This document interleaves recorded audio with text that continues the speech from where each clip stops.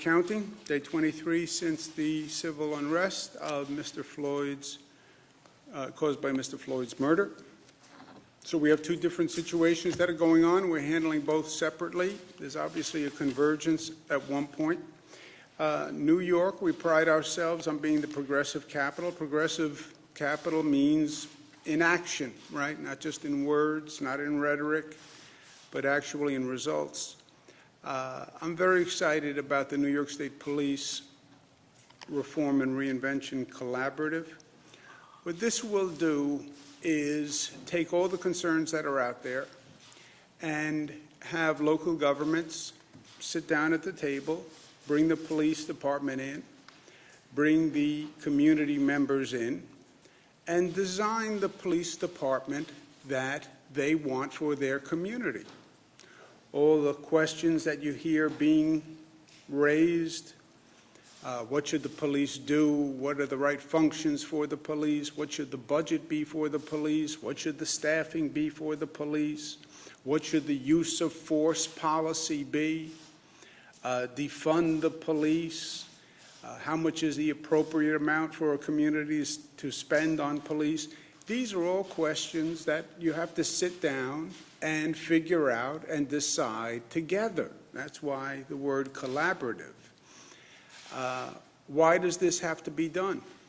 It has to be done because the relationship is frayed, right? All these protests, what does that say? It says the relationship is frayed.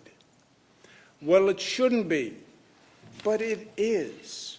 You know, this is a relationship between the police and the community. And when one party to a relationship says the relationship isn't working, then it's not working. By definition, it's not working. When one party says it doesn't work, it doesn't work. It doesn't help to say, well, I don't know why you say the relationship isn't working. I don't know why you say there's no trust, there's no respect in the relationship. If one party to the relationship says it doesn't work, then it doesn't work. That's life. The relationship between the police and the community isn't working. Why? Because the community says it isn't working. A lot of the police say it's not working. But it is about respect, and it is about trust, and that has to be restored. And it's not going to be restored until everyone comes to the table and decides a way forward. There is no one-size-fits-all. I'm not going to tell local police departments across the state we have 500. I'm not going to tell 500 local communities what they should do. But they should do whatever they need to do to restore that relationship and have a police department that the community supports. Otherwise, it's not going to work. That is the real work of reform, right? Protest, we're unhappy, I'm articulating it, I'm expressing it. Second step is action, is change, and addressing those concerns. And that has to be done. We set a deadline for it in New York. It has to be done by April 1. So there are 289 days and counting for communities to go through that process. Reverend Sharpton talked about demonstration, legislation, reconciliation. Demonstration, legislation is making the change, and then reconciliation.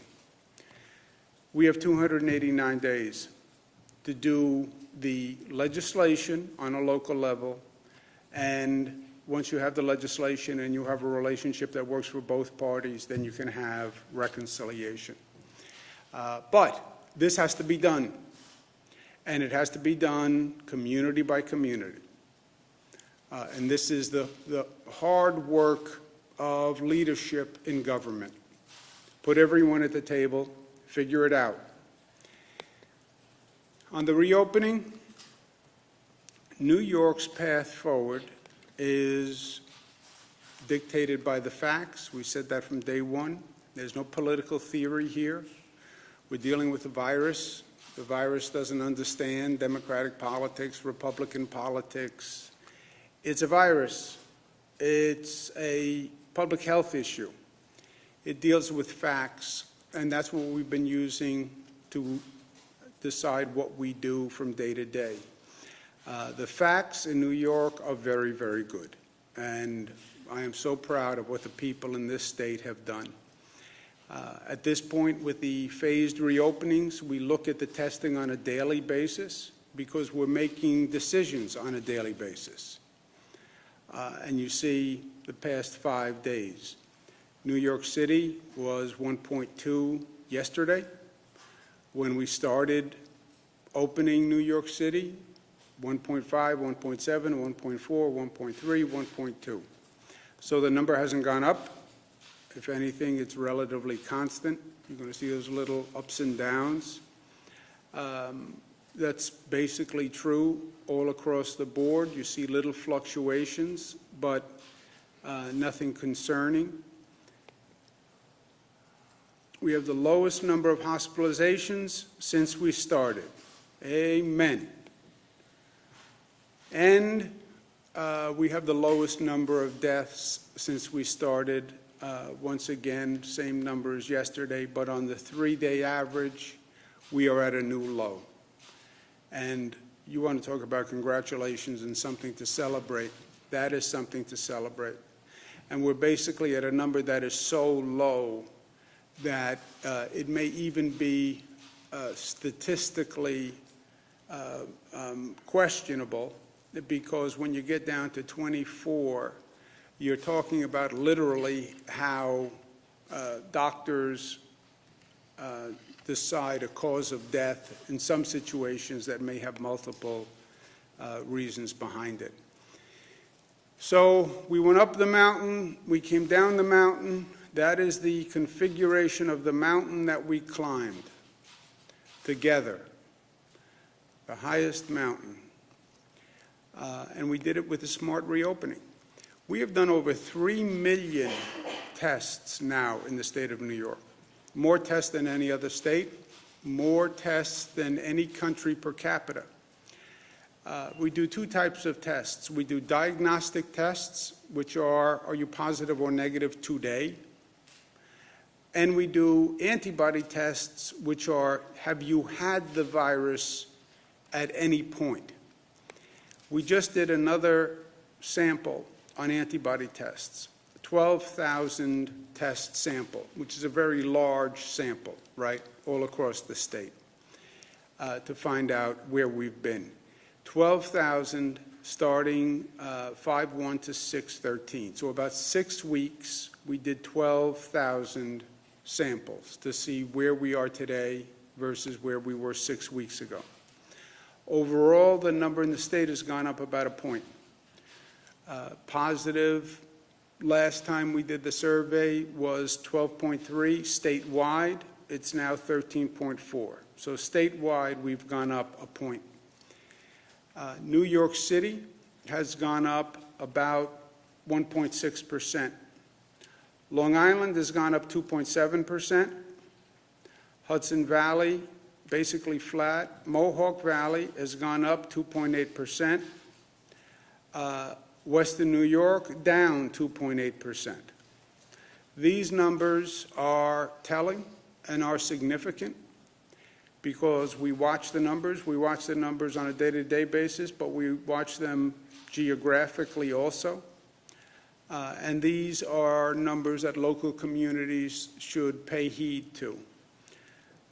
New York City, it's not good to see the number going up, but it's manageable. Long Island, we have to watch. Mohawk Valley, we have to watch.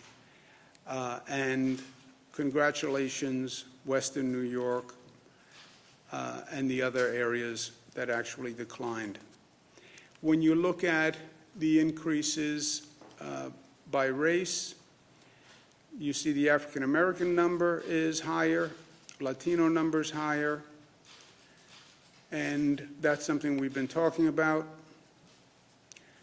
You further snapshot New York City, you can see the same basic factors and patterns in the numbers borough by borough. Bronx is up, Staten Island is down, Brooklyn is up a little bit, Queens is up a little bit. With these numbers, again, the numbers look very good. Statewide, they look very good for the regions, some areas better than others, but there's always been a variance from region to region. We're going to allow hospitals to accept visitors at their discretion. This was always a balance of public health versus the personal relationships and people who are in hospitals who desperately want to see loved ones and loved ones who want to see people in hospitals. But we're going to allow hospitals to start accepting visitors at their discretion, pursuant to state guidelines that have limited visits, PPE, temperature checks, etc. Obviously, we need to be careful, but we'll allow visitors in hospitals. Same thing with group homes. This Friday, the group homes can allow visitors. It is up to the discretion of the group home. They have to tell the state if they're allowing visitors. And again, they have to follow state guidelines, masks, etc. We've reviewed the capital region data, and we're going to go to phase 3 tomorrow in the capital region, so we're excited about that. We're excited about the U.S. Open is going to be held in Queens, August 31st to September 13th. It will be held without fans, but we can watch it on TV, and I'll take that. The tennis authority is going to be taking extraordinary precautions, but that's going to occur in Queens. Again, it will be televised, but no fans there. There were two theories on the reopening when we started, and they were just theories, and nobody knew. One theory was we should reopen immediately. This was all overstated. There was nothing to worry about. Just reopen and reopen now. That was a theory. And there were political overtones to the theory, right? And there was a second theory which said you can't reopen right away. You'll increase the spread of the virus. You should phase the reopening, and you should follow the data and the facts on the spread of the virus on reopening. Those were two very different theories. And we had political debates about those two theories. And we had competing demonstrations right here in front of the Capitol. And there'd be one group that said reopen, and you guys would ask questions. Well, they say reopen. Why don't you reopen? Don't you think they're right? And the next day, the other group would come. Don't reopen immediately. Have a phased reopening. And then you'd say, well, why don't you do a phased reopening? Aren't they right? But they were two very different theories. And different states did different things, and different elected officials took different postures and argued two different postures. I said, I think the phased reopening makes more sense. That was my position. And I said it wasn't a political theory. It was a science-based theory because we're dealing with a virus. But we had a political debate. Nobody knew who was right. Nobody knew who was wrong. Well, now you know. Why? Because you tested the theory. You went into a laboratory and you tested it. And some places opened with very little control. And some places opened on a phased reopening that was driven by the data, right? So now we actually know what happened. Now we don't have to say, well, maybe, maybe, maybe. Now you can just look at the numbers. And the numbers say, the results say, that it has been better for public health and better for the economy when you have a phased reopening and you follow the metrics. As we sit here today, 21 states are seeing an increase. As we sit here. Why? They reopened quickly. They did not have the same phases. They did not have the same controls. They're seeing the number of cases go up. That is a fact. It is a fact. What then happens is there are articles about the virus is increasing, the cases are increasing, that destabilizes the market. And then the market actually responds in the negative. And that actually hurts the economy, right? From a public health point of view, the number of projected deaths because of these reopenings and the spike in the virus have increased dramatically. The projections by these scientific groups, they change the projections based on the spread of the virus. So ask yourself, how much have the projections changed since they have the data on the virus spreading? IHME, which is the Washington-based model, Gates-funded model, which is the model that the White House apparently follows, deaths by August. In April 17th, they projected 60,000. April 29th, 72,000. June 15th, they project 149,000. That's roughly 90,000 more deaths. 90,000 more deaths. Why? Because the spread of the virus has increased. That's the public health consequence. Why did their projection go from 60 to 149,000? Because the spread of the virus increased. Those are not Democratic numbers. Those are not Republican numbers. Those are just numbers, my friends. And we're not talking about 1,000 deaths. We're not talking about 2,000 deaths.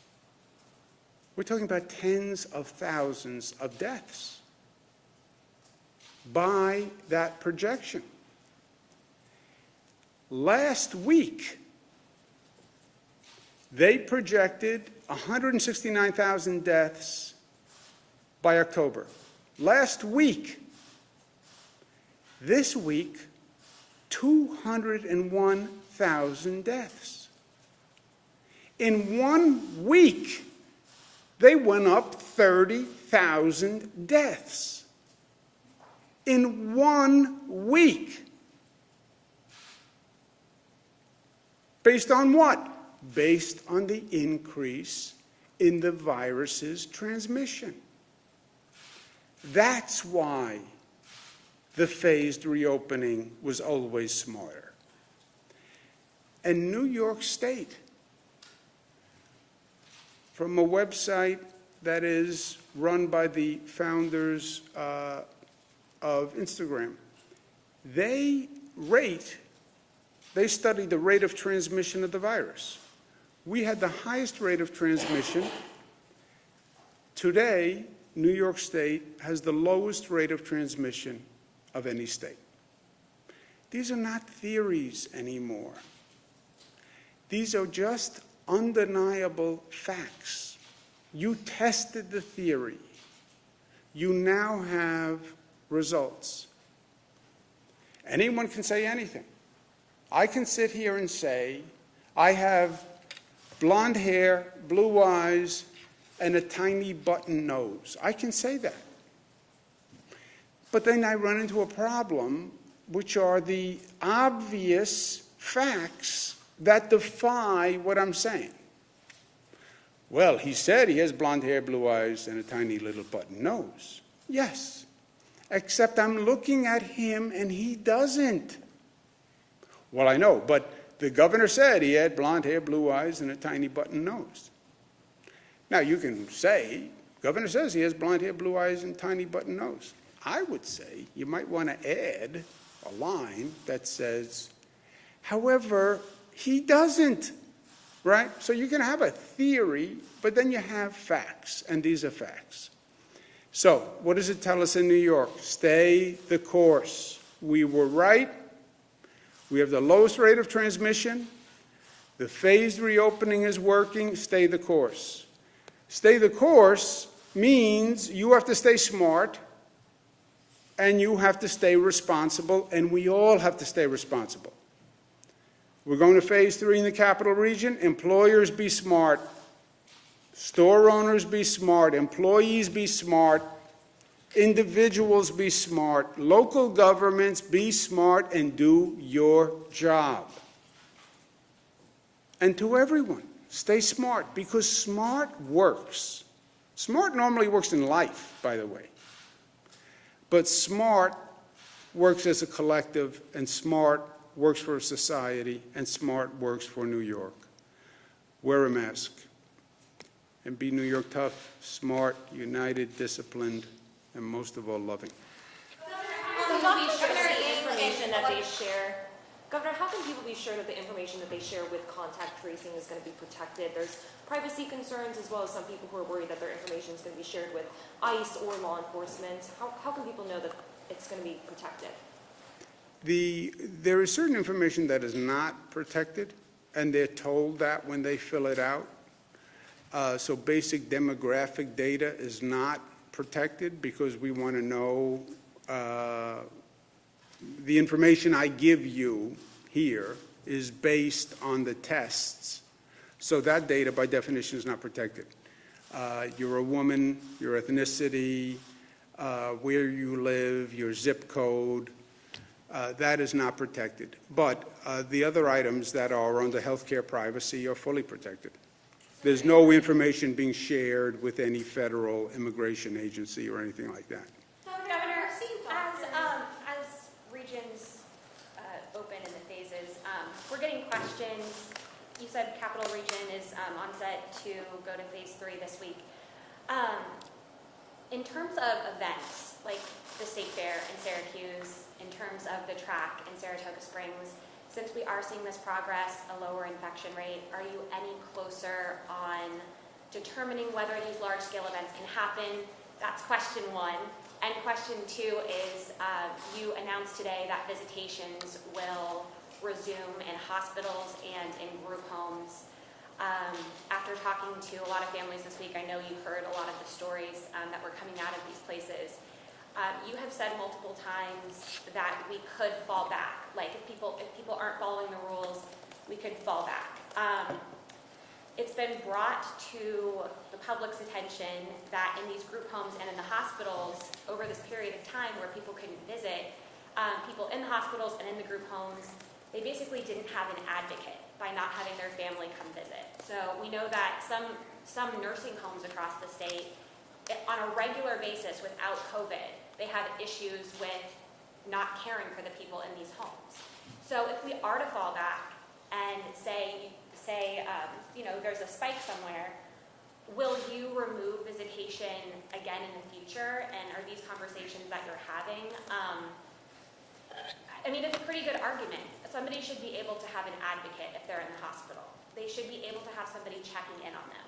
And I know I just gave you 2 questions that have a lot for you to think about, but people want to know about these large-scale events, and they want to know about this visitation, because these are 2 really big topics. Yeah, but they know everything already. They know the phases of the reopening. They know large-scale events are the most susceptible place and most dangerous place for a viral transmission. They know we have phase 1, phase 2, phase 3, phase 4. They know that the phases measure the essential nature of the business and the risk of the business. So they know the large gatherings are in phase 4. They know that. because it's on every website, every conversation we've had. And if people are not smart and are reckless and are not disciplined, yes, the virus will go up. That's what will happen. That's what we're seeing in those other states. And that's why I work every day to make sure people don't get reckless and undisciplined, and we don't see the virus spike, and we don't go back to where we were. Maria? Doctors are seeing COVID patients testing positive for symptoms, then maybe testing negative, and then having symptoms again in some cases, or maybe testing positive again. And there are also reports of people who are sick with COVID maybe for months, maybe not requiring hospitalization, but seeing symptoms for a long period of time. I guess for the health commissioner, what is New York seeing and learning about these issues? And for the governor, how is the state going to protect elderly or immunocompromised workers who are afraid to go back to work because of the risk and what we don't know? We're hearing these individuals ask for protections in New York state law like other states are doing. Yeah, I'll ask the doctor to chime in. You're right, basically, on both. We don't know a lot about this COVID virus, and the facts keep changing the more we learn. Originally, we were told if a person was infected and they had the antibodies that they couldn't be reinfected. Now they're not so sure about that. And now they think maybe you can be reinfected, even though you were infected once. We were told that once you were infected and you had the antibodies, that was basically it. Now we're seeing cases, especially in children, where they got infected, they had the antibodies, and then they had a response after the fact, an inflammatory response. That's the Kawasaki-like syndrome that we're studying. So yes, the facts change the more they learn. And that's why this is nothing to play with, this COVID virus. You know, the people who say it's not a big deal unless you're a senior citizen, don't worry about it. Yeah, that's what they said. And now we have children who have an inflammatory response problem. So I urge everyone caution. There's a lot that we don't know. I would wager that in the coming months we're going to find other reactions to people who had this virus that they don't yet diagnose and don't yet understand. Dr. Zucker? So I would add one key point here also, that the fact is that we don't know all the different effects this virus has on all different parts of the body. And when I've spoken with many of the experts, with all the different subspecialists out there, every one of them has said that they are looking within their area of expertise to see if there's anything specific about this virus and how it affects them. Yesterday I had an opportunity to talk to some of the NIH scientists about this also as well, and we're going to learn a lot more as time goes on. We have a lot of patients who have had this. There are many studies going on nationally and internationally to try to get a better understanding. When the end of the year comes, next year comes, we'll have a better understanding of the overall aspect of this coronavirus. Are you supporting, do you think that there should be protections for elderly workers? Can I just answer this question? Yeah, go ahead. If she's got a follow-up, she can go. Well, I just wanted just an answer on the question. I just didn't get one. I was just wondering if you think that elderly or immunocompromised workers should have protections in state law if they're afraid of going back to work. Some other states are passing protections. So I think that we are looking at the issues when it comes to the vulnerable population, whether they're an individual who is elderly, whether it's somebody who has HIV, other immunocompromised conditions, someone's on chemotherapy, and we have taken efforts across society on all of these issues with other challenges that we've had in the past when it comes to individuals with diseases. So I think that we always are concerned about the protections for any individual with this. You mentioned visitation in hospitals. You mentioned visitation in group homes. Is it safe to assume that nursing homes are not included in this? That you're going to? They're not included in this, no. And why not? We're still studying it. There's still a high risk, and when the health department advises me that it's safe, we'll do it. I understand the demand. I understand the desire, but the health department doesn't think the reward justifies the risk at this point. Is that right? We are studying that right now. At what point do you anticipate having some sort of conclusion? So what we are doing at this point is we're looking. We know we had a pilot program for the hospitals. We're taking all the information that we gained from the hospital pilot program, and we are looking at how that would apply to other populations, other groups, nursing homes, as well as other facilities. Is it possible to have a pilot program for nursing homes at some point? But we're looking at all the different options. Dan? Sorry, just a question for Dr. Zucker or you, Governor, if you want to answer it. Do you have an update on your investigation into nursing homes with the AG's office? Have you found anything in particular that you can report as a county? We're working with the AG's office on this. We've had an incredible number of inspections into all of the nursing homes, in the hundreds. Whenever there's an issue, we raise this. We go in there. We do whatever necessary and take all to the fullest extent of the law. Do what we have to do to make sure the individuals in those nursing homes are safe and they have.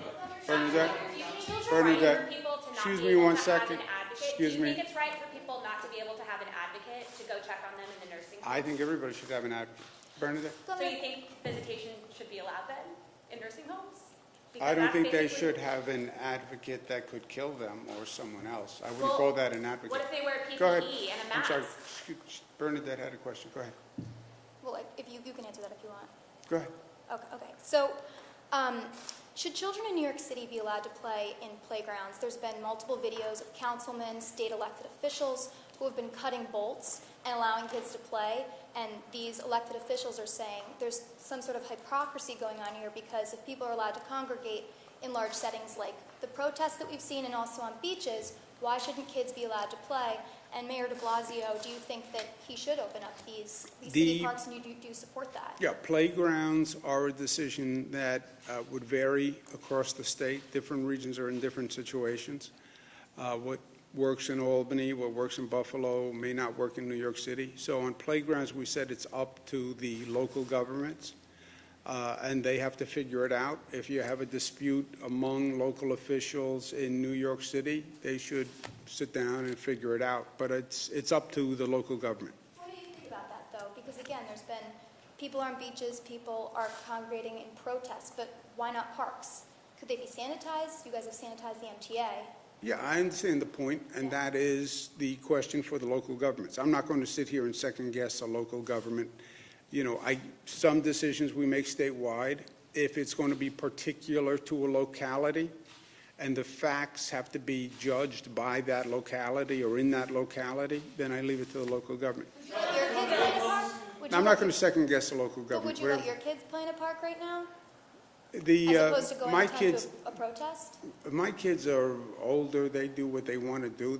I wish I had that kind of control over my kids. When it comes to the phased reopening, early on, you said that the 2-week increments that were laid out weren't necessarily set in stone. They could be shortened based on the data. Capital Region elected officials, a lot of Democrats and Republicans are now saying, why has that not happened? Because we've been a few days behind the first wave of people. They felt that Friday of last week we could have hit phase 3. And in addition to that, they're now saying that the indoor portions of malls with certain regulations, there are blueprints that they say would be safe to reopen because so many people are employed by them. Based on the data, if you're familiar with the Capital Region data, is the general consensus, the bipartisan consensus correct that we should be further along in this area than we are? Yeah. First, on politicians saying they review the public health data and this is what they think, here's my advice to politicians. Stay with what you're qualified to do, and don't do what you're not qualified to do. I don't review the health data myself. I mean, I review it, but I'm not a doctor. I'm not a public health official. I'm not an epidemiologist. I don't study infectious diseases. I don't study global pandemics. So my review of the numbers is just an amateurish review, right? I listen to the commissioner. I listen to global pandemic experts that we bring in to look at the data, and I follow their advice. So I get the politics, I get the political arguments, but this is not a political discussion. This is a public health discussion about spread of a virus. So I defer to the public health experts, and I would suggest that they do the same. I mean, everybody can have an opinion. I go to the doctor's office. They give me a diagnosis. I have my own opinion about whether or not the doctor's right, but I follow the doctor's diagnosis. I do it here. On the malls, I get their point, and we're looking at that. The big if there is if you follow the rules, right? Could you open a mall with rules that would not have gatherings in a mall?